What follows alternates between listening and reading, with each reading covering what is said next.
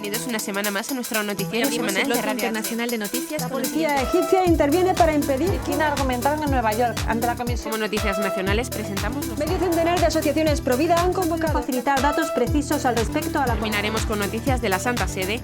El Vaticano recoge firmas para defender a no nacidos. de la Conferencia Episcopal Italiana. Bienvenidos una semana más a nuestro noticiario semanal de Radio HM. Hoy les saludamos Alejandra Medina e Isabel Jordán. Adviento viene del latín advenio, que quiere decir venir, llegar. El Adviento es, por tanto, el tiempo de preparación para celebrar el misterio del nacimiento de Cristo y comienza 4 domingos antes de esta festividad. Además, marca el inicio del nuevo año litúrgico católico, que este 2019 empezó el domingo 1 de diciembre. El Adviento está dividido en 2 partes. Las primeras 2 semanas sirven para meditar sobre la venida final del Señor, cuando ocurra el fin del mundo, mientras que las 2 siguientes sirven para reflexionar concretamente sobre el nacimiento de Jesús y su irrupción en la historia del hombre en Navidad. Este domingo, tercer domingo de Adviento, es también llamado Domingo de Gaudete, o de la Alegría, por la primera palabra del introito de la misa, gaudete, es decir, regocíjense. En las lecturas propias de este día, San Juan Bautista recuerda el llamamiento a la conversión personal, una conversión que debe llegar a los detalles más pequeños de la vida de cada día y de la relación con las personas, una conversión que hay que vivir desde la actitud de la humildad y la convicción de la firmeza de la fe. En esta fecha se permite la vestimenta color rosa como signo de gozo y la Iglesia invita a los fieles a alegrarse porque ya está cerca el Señor. En la corona de Adviento se enciende la tercera llama, la vela rosa. Hay 2 domingos en el año que se permite usar el color rosa en la vestimenta y estos son el 4º domingo de Cuaresma, Letare, y el tercer domingo de Adviento, Gaudete, porque en medio de la espera se recuerda que ya está próxima la alegría de la Pascua o de la Navidad, respectivamente. En medio de los problemas y los sufrimientos, la certeza de que Dios acompaña a sus hijos alimenta la esperanza y la fortaleza. Pero para acoger la invitación del Señor a la verdadera alegría fundamentada en Cristo, es necesario ser personas dispuestas a hacerse preguntas, así como los que escucharon a San Juan Bautista se preguntaban, ¿qué debemos hacer? Cada uno debe preguntarse, ¿qué debo hacer?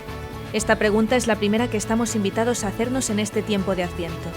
A su vez, San Pablo alienta a no angustiarse sin esperanza, a ser conscientes de que en las dificultades podemos siempre dirigirnos al Señor y que Él no desoye nunca nuestras invocaciones. Esto es un gran motivo de alegría. Ninguna preocupación, ningún miedo logrará nunca arrebatarnos la serenidad que viene de Dios, del saber que Dios guía nuestra vida siempre. Dios ha perdonado, no ha querido castigar. En consecuencia, para el pueblo no hay más motivo de tristeza ni desconsuelo, sino que todo lleva a una gratitud alegre hacia Dios que siempre quiere rescatar y salvar a quien le ama. El amor del Señor por su pueblo es incesante, comparable con la ternura del padre por sus hijos, del esposo por la esposa. Esto es lo que se llama el Domingo de la Alegría, el tercer domingo de Adviento. Que la Virgen María, nuestra Madre, nos ayude a abrir nuestro corazón a Dios que viene, para que Él inunde de alegría toda nuestra vida. Comenzaremos con las noticias de interés internacional. Estados Unidos, reliquia de la imagen original de la Virgen de Guadalupe fuera de México. Italia, pesebre viviente en el lugar donde nació el Belén hace más de 7 siglos. Brasil, juristas católicos defienden imágenes de Nuestra Señora en lugares públicos. Hungría, nuestro futuro está en las familias fuertes. Pasaremos después a las noticias nacionales. Monseñor Antonio Cañizares proclama a la Inmaculada patrona de la Universidad Católica de Valencia. Más de 1.500 escolares recorren las calles cantando villancicos. España registra el número más bajo de nacimientos desde que se tienen datos oficiales. Y por último comentaremos algunas de las noticias más destacadas de la Santa Sede. Creatividad, trabajo conjunto y visión. Así los católicos usan el cine para hacer bien. El Papa da 3 consejos a los seminaristas. Audiencia general. El Papa invita a vivir el sufrimiento con fe en Cristo. La imagen original de la Virgen de Guadalupe, aparecida milagrosamente en la tilma del indígena San Juan Diego el 12 de diciembre de 1531, se conserva hoy en su santuario de Ciudad de México, pero no muchos conocen que un pequeño fragmento se encuentra fuera del país desde hace casi 80 años. Se trata de un pequeño corte de media pulgada hecho a la tilma y se encuentra en una capilla dentro de la Catedral de Los Ángeles en Estados Unidos, que fue dedicada en 2012 por el actual arzobispo de Los Ángeles, Monseñor José Gómez. El fragmento de la tilma es conservado dentro de un relicario de oro incrustado en el corazón de una escultura de San Juan Diego.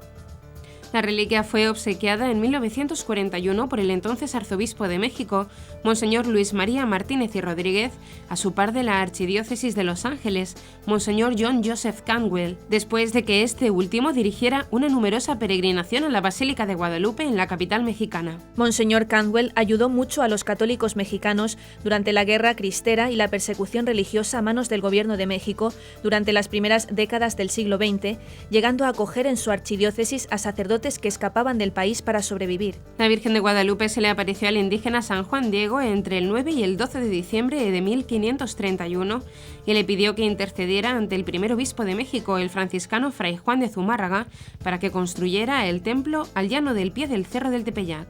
Como prueba de la veracidad de la aparición, la Virgen María le encargó al indígena que lleve las flores de un rosal aparecido milagrosamente en el árido Tepeyac. Cuando San Juan Diego presentó las flores al obispo, su tilma, la tela en la que las llevaba, quedó impregnada con la imagen de la Virgen de Guadalupe. La imagen de la Virgen, colmada de simbología que podría ser leída por los indígenas mexicanos, impulsó la evangelización de México, facilitando en los años siguientes millones de conversiones. El hermoso signo del pesebre, tan estimado por el pueblo cristiano, causa siempre asombro y admiración. La representación del acontecimiento del nacimiento de Jesús equivale a anunciar el misterio de la encarnación del Hijo de Dios con sencillez y alegría. El Belén, en efecto, es como un evangelio vivo. Así inicia el Papa Francisco la carta apostólica Admirabilis Hymnum, que presentó el 1 de diciembre sobre el significado y el valor del Belén. Es justamente un evangelio vivo lo que desde hace cerca de 5 décadas se viene presentando en Greccio, Italia, con el pesebre viviente en el lugar donde hace más de 7 siglos San Francisco de Asís comenzó la hermosa tradición del Belén. Se trata de una representación teatral que habla del gran acontecimiento del nacimiento del Salvador desde la perspectiva de San Francisco de Asís. La puesta en escena, que se realiza desde el año 1972, corre por cuenta de Proloco de Greccio, que se encarga de traer al presente la ciudad del Greccio en los tiempos que el santo franciscano representó la Natividad de Jesús. Esto gracias a la escenografía, los trajes y artefactos utilizados por los actores y los diálogos que se preparan para la ocasión. El pesebre, que podrá ser visto por el público desde el 24 de diciembre hasta el 6 de enero de 2020, está dividido en 6 escenas que hablan del nacimiento del primer Belén, cuando fue ideado por San Francisco de Asís con la ayuda de Giovanni Velita, un noble de Greccio, y de cómo esta bella tradición permanece con el paso de los siglos, gracias también a los franciscanos. Y es que Greccio, su historia, está muy ligada con el acontecimiento que ocurrió en 1223, cuando San Francisco de Asís, para explicar el significado de la Navidad, quiso recrear al pequeño Belén, hoy considerado uno de los más bellos de Italia. Lo hizo escogiendo un bosque en las cercanías de la entonces aldea de Greccio, en la región italiana de Umbría. El santo, con ayuda de Giovanni Velita, un noble que vivía en aquel lugar, decidió componer la escena del nacimiento de Jesús. San Francisco así comenzó a representar el Belén. Ubicó en el centro una cuna hecha de paja y en el fondo unos animales. Luego, con gran devoción, tomó en sus brazos una imagen del niño Jesús, que luego llevó a la cuna que había allí dispuesto.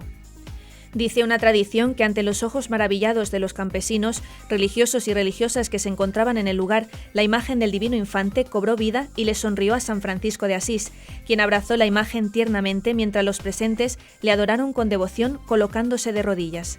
Desde entonces la escena del pesebre se comenzó a reproducir en tiempo de Navidad. De Italia pronto llegó a Europa y de allí a América. Tras la muerte de San Francisco de Asís, ocurrida en octubre de 1226, se edificó en Greccio el santuario del pesebre, que hoy está conformado por un complejo que tiene en su centro la capilla donde el santo realizó el Belén. En este hermoso lugar aún se conserva la gruta del pesebre y la roca donde el patrono de Italia hizo la cuna con paja para ubicar la imagen del niño Jesús.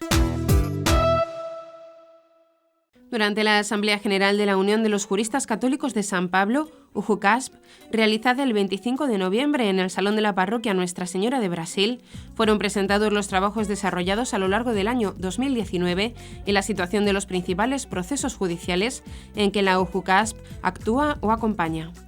También fue divulgado el resultado del primer Congreso Nacional de los Juristas Católicos, que contó con la presencia de 300 participantes que el día 30 de agosto oyeron conferencias proferidas por juristas, miembros del clero archidiocesano y de los poderes judicial y legislativo. El jurista Miguel Vidigal expuso la controversia judicial vivida en la ciudad de Aparecida del Norte, interior de San Pablo, en la cual, a través de una decisión de la justicia, se determinó la retirada de monumentos religiosos de espacios públicos municipales, desconsiderando el amplio fundamento jurídico por su manutención. El proceso actualmente está en fase de recurso. Delante de eso, los juristas católicos presentes se dispusieron a auxiliar de la forma que sea posible en una resolución positiva para esa polémica. El juez Roberto Antonio Balim Bellocchi, expresidente del Tribunal de Justicia de San Pablo, apuntó la desproporcionalidad de la decisión que no debe prevalecer.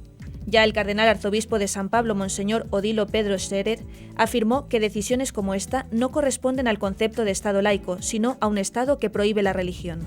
Durante el evento también fueron puestas a disposición informaciones sobre su actuación en procesos judiciales, así como decisiones relevantes a su campo de actuación, además de destacarse que en 2020 será realizado un retiro espiritual para los miembros de la UJUCASP y sus familias, atendiendo a la orientación dada por Monseñor Odilo.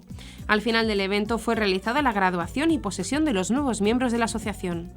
El encuentro contó con la presencia del cardenal Odilo Pedro Scherer, arzobispo de San Pablo y presidente de la UJUCAPS, y Monseñor Carlos Lema García, obispo auxiliar de la archidiócesis y director asistente eclesiástico de la institución, que compusieron la mesa con el jurista Ives Granda da Silva Martins, miembro del Consejo Consultivo, Miguel da Costa Carvalho Vidigal, director tesorero, y Joao Carlos Villani, director secretario.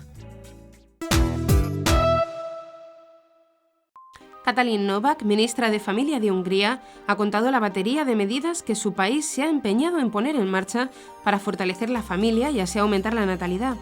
Esta es una de las patas de la política de defensa de la herencia cristiana que Viktor Orbán está llevando a cabo en Hungría desde que llegó al poder. Novák explicó que si renunciamos a nuestro cristianismo, perderemos nuestra propia identidad como húngaros, como europeos. En estos momentos, la tasa de natalidad de Hungría está en 1,48 hijos por mujer, por debajo de la tasa de reemplazo situada en 2,1 hijos, un problema que afecta gravemente al resto de países europeos. Tenemos un desafío demográfico por delante, reconoció Novák, pero su país ya está trabajando duramente para revertir la situación. De hecho, en 2011 la tasa de natalidad estaba en 1,23 hijos.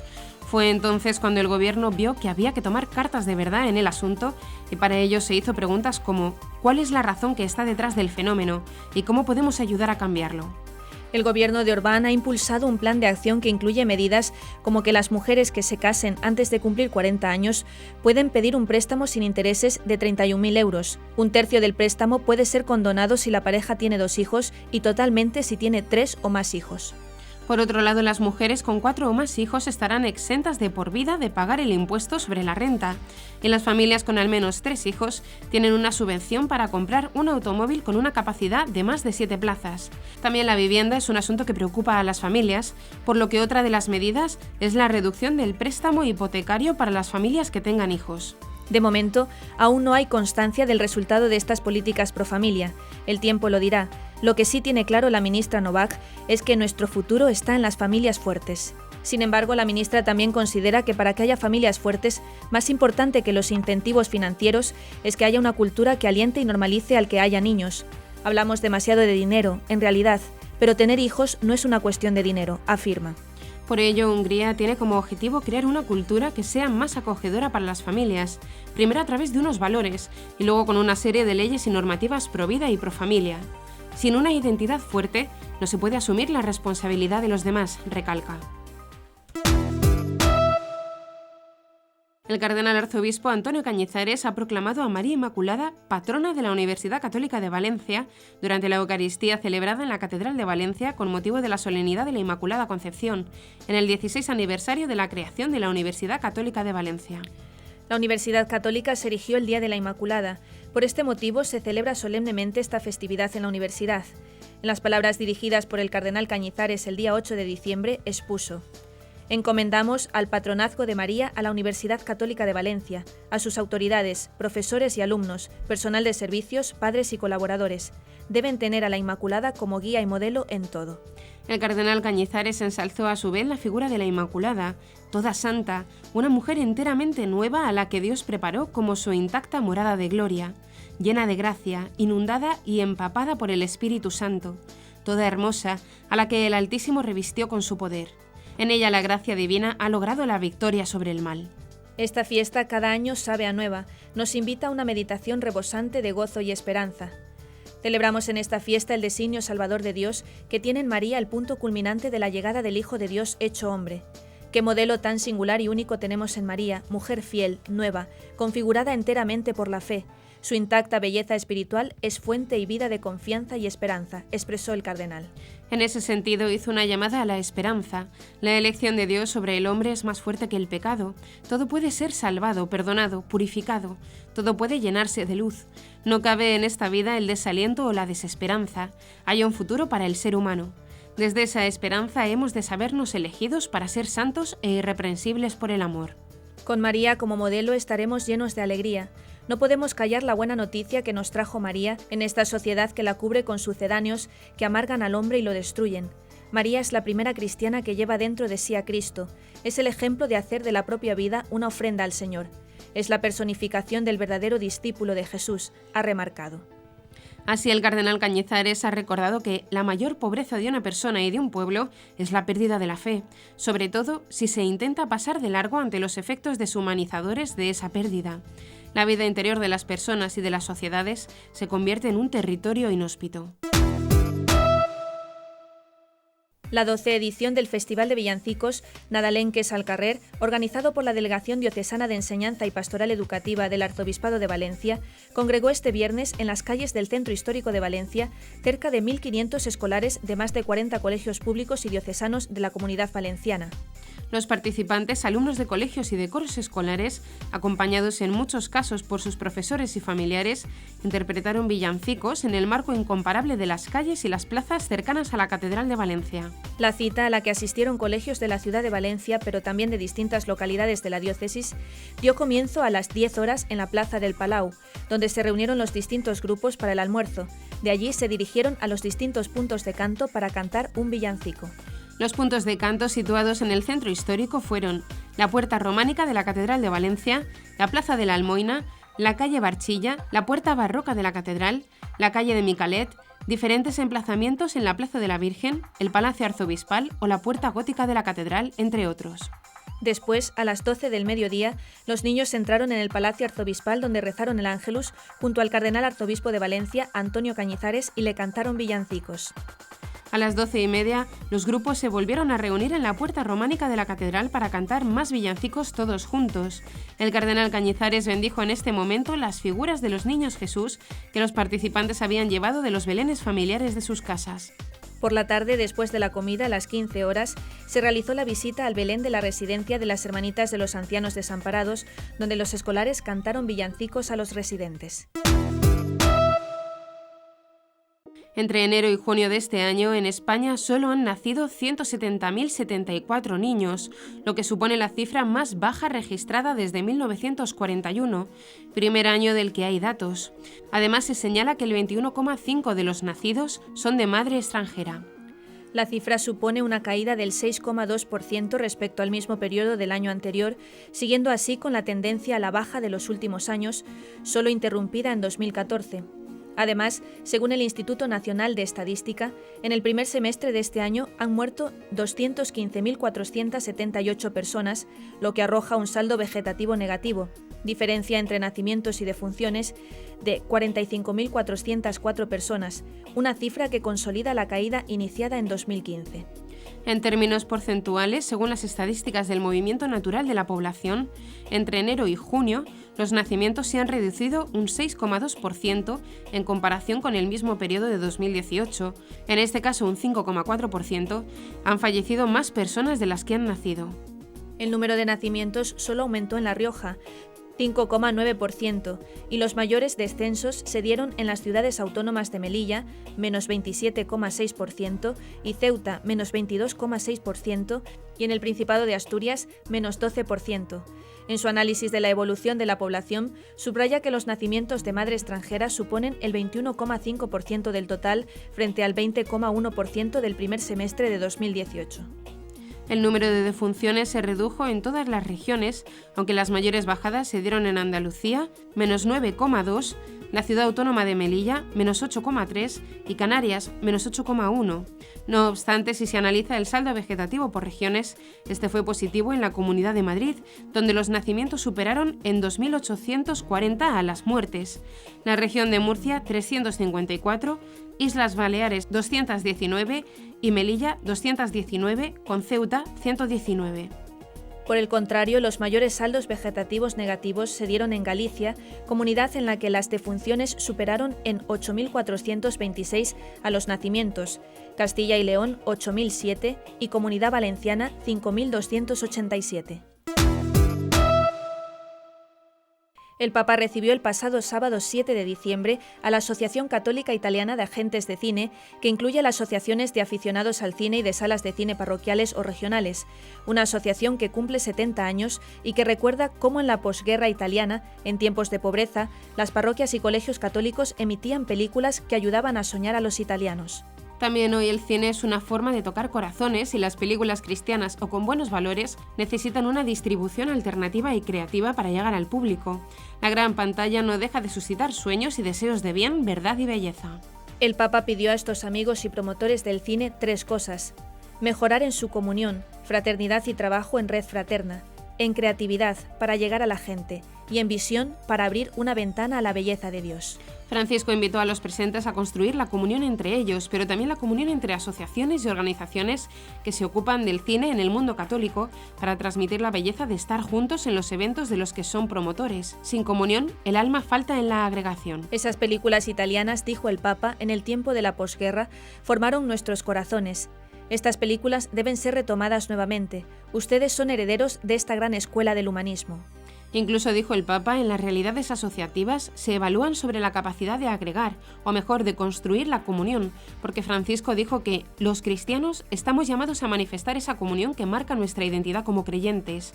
La fe misma, de hecho, es una relación, un encuentro, y bajo el impulso del amor de Dios podemos comunicarnos, dar la bienvenida y comprender el don del otro y corresponderle. El Papa dio este lunes varios consejos a los seminaristas del Pontificio Seminario Regional Flaminio de Bolonia, a los que recibió en audiencia. Estos consejos son igual de válidos para todos los aspirantes que se preparan en los 5 continentes, y para ello les habló de oración, estudio, comunión y cercanía. La belleza de la llamada al sacerdocio y la importancia de la formación en el seminario fueron el centro del discurso del Papa. Una llamada, la del sacerdocio, que da el don y el compromiso, recordó, de representar al buen pastor en medio de su pueblo. Para prepararse a esta misión, el Papa les habló del seminario, indicando 3 aspectos que lo identifican: casa de oración, casa de estudio y casa de formación.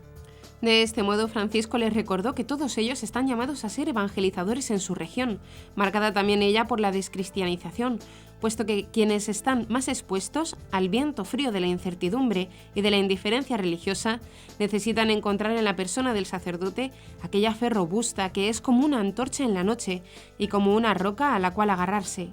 Esta fe se cultiva sobre todo en la relación personal, corazón a corazón, con la persona de Jesucristo, explicó el Santo Padre.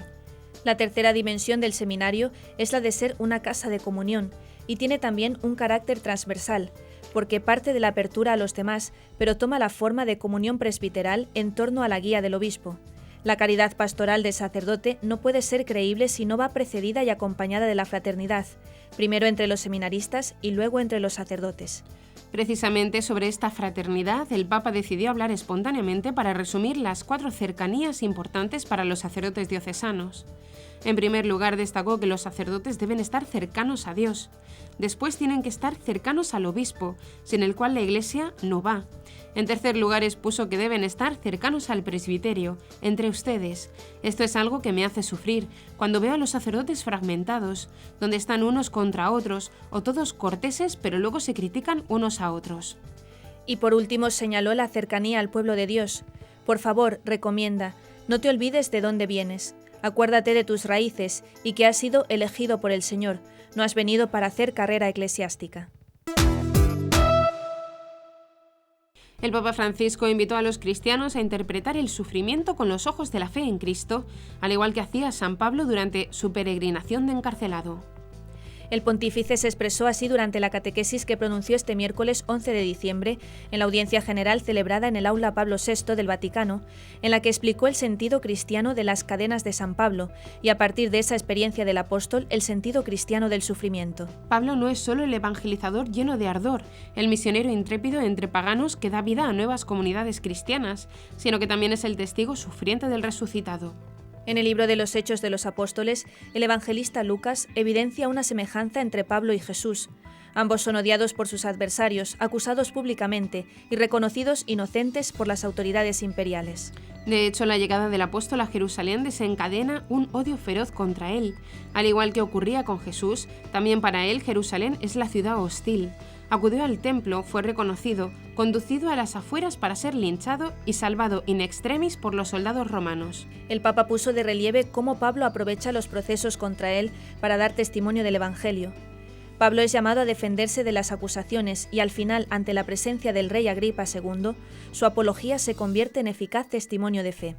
El Papa Francisco finalizó su catequesis subrayando que Pablo nos enseña la perseverancia en la prueba y la capacidad de leerlo todo con los ojos de la fe.